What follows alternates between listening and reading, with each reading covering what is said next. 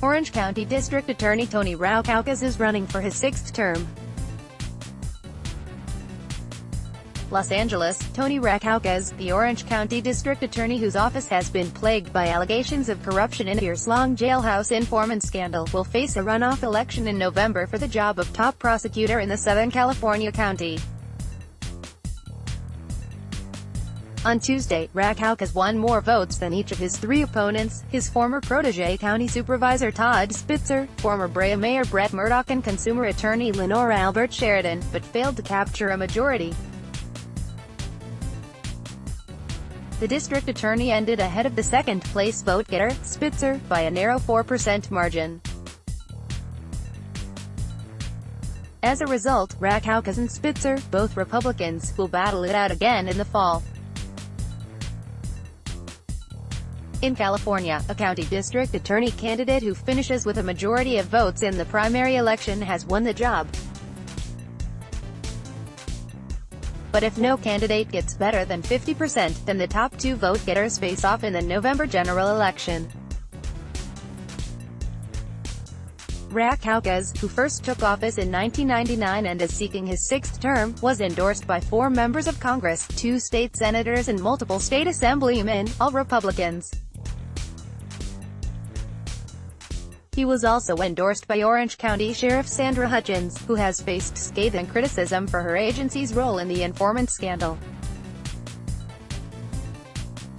Spitzer had once been groomed by Rackauckas to be the future leader of the DA's office. Then he was fired in 2010, shortly after being accused of seeking information about a case that was beyond his authority. Spitzer claims he was really fired for political reasons and pledged during the campaign to clean up the DA's office. But he has faced criticism himself for handcuffing an unarmed man at Oahu's Fish Taco restaurant in 2015.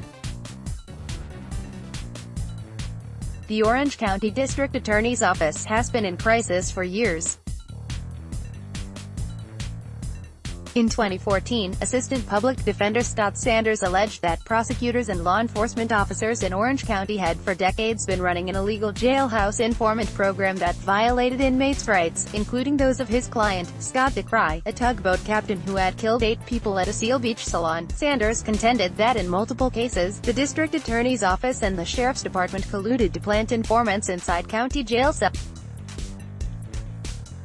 According to Sanders, prosecutors then presented that damning evidence in court, while withholding evidence that could have been beneficial to the defense, a violation of a defendant's right to due process. In 2015, then Superior Court Judge Thomas Goethals barred Rackauckas' entire office from further prosecuting the DeCry case due to ongoing prosecutorial misconduct. Goethals acknowledged there was no direct evidence that Rackauckas had actively participated in the concealment of evidence by sheriff's deputies, but the judge faulted the prosecutor for chronic failure to comply with court orders to produce evidence. Rackauckas has maintained that none of his prosecutors intentionally behaved inappropriately, accused Goethals of bias and claimed the media have exaggerated the magnitude of the informant scandal. The scandal has already led to the unraveling of nearly 20 cases in Orange County and threatens still more, the U.S.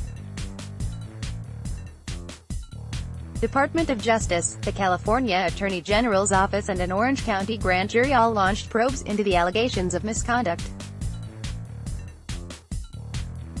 In 2016, a unanimous 3-justice panel on California's 4th District Court of Appeal found that the cheating by prosecutors and sheriff's officials in the county was very real. The court wrote the magnitude of the systemic problems cannot be overlooked. Last year, the grand jury produced a controversial report on its findings, based almost entirely on interviews with prosecutors and sheriff's staff. The grand jury called the scandal a myth perpetuated by the media and a witch hunt. Its report was blasted by legal experts who said an outside, truly independent investigation was needed. In April, the American Civil Liberties Union filed a lawsuit against the DA's office and the Sheriff's Department to force them to turn over records related to the informant program. the Justice Department's and California Attorney General's investigations are ongoing. No charges have been filed against any government official accused of wrongdoing linked to the jail informant program. Download. Do you have information you want to share with HuffPost? Here's how.